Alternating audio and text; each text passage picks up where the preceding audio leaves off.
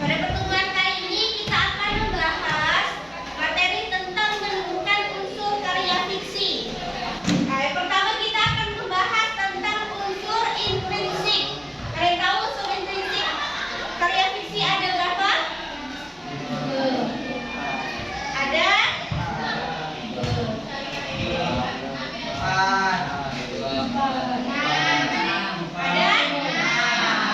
Ada 7.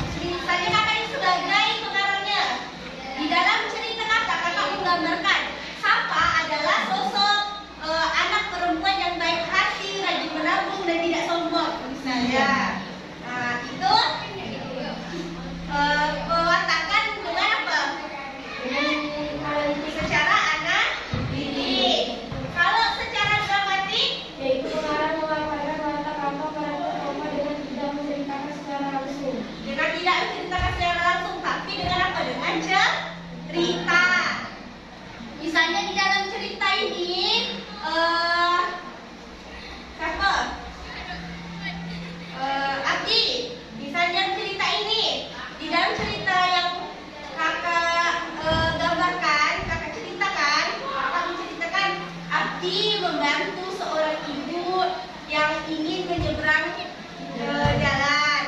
Berarti di dalam cerita ini si Abdi ini orangnya bagaimana? Suka menolong. Itu mengatakan dengan cara mengerti. Oke, di sini paham? Paham. Oke, kalau paham kita lanjut ya. Yang ketiga ada alur atau bos. Di alur ini ada 3 jenis. Yang pertama alur maju, yang kedua alur mundur, yang ketiga alur campuran. Alur maju ini dia menceritakan dari awal sampai akhir secara runtut. Kalau alur mundur dia menceritakan flashback masa lalu. Kalau alur campuran dia menceritakan alur maju, setelah itu dia ada flashback lagi ke masa lalu. Itu namanya alur campuran. Paham nggak? Paham. Coba dipaham. Paham. Yang kelima ada amanat. Amanat. Apa itu amanat?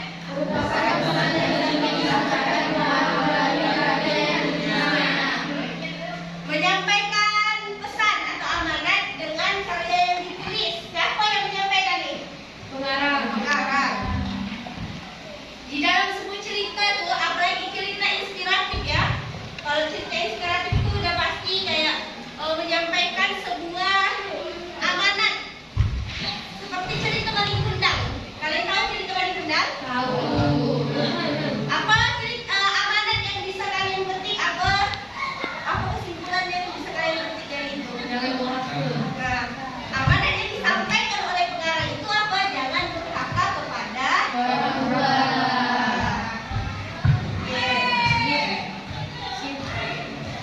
Yang keenam, sudut pandang. Sudut pandang ini ada 2 jenis. Yang pertama sudut pandang orang pertama sama sudut pandang orang ketiga. Kalau sudut pandang orang pertama itu dia berlaku langsung kayak seperti dia menggunakan kata ganti aku, seolah-olah dia sedang berbicara nih. Saya yang sedang berbicara. Kemarin, misalnya sebagai contoh ya, kemarin aku pergi ke rumah nenekku bersama kedua orang tuaku. Di sana aku bertemu dengan saudara-saudara dan sepupu-sepupuku. Itu sudut pandang orang pertama. Dia menggunakan kata ganti aku, saya, ya. Paham? Paham. Sudut pandang orang ketiga, si pengarang ini menceritakan orang lain. Kemarin dia pergi ke rumah neneknya. Di sana dia bertemu dengan sanak saudara dan para sepupunya. Dia menggunakan kata ganti dia, beliau, ia, kan? Mereka, kalau banyak orang, mereka pergi beramai-ramai ke pasar malam. Misalnya itu menggunakan sudut pandang orang ketiga. Paham sampai di sini? Paham. Ada yang mau ditanyakan nggak? Ada. Tidak. Oke. Yang terakhir ada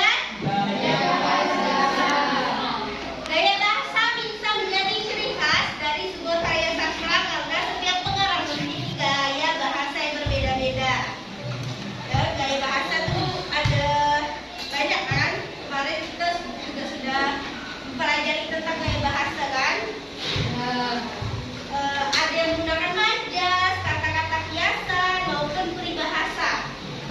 Biasanya kalau di dalam cerita cerpen itu atau cerita novel banyak menggunakan bahasa bahasa daerah biasanya kan?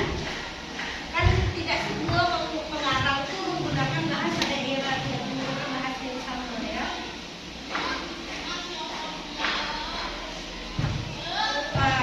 Sampai di sini tentang unsur intrinsik.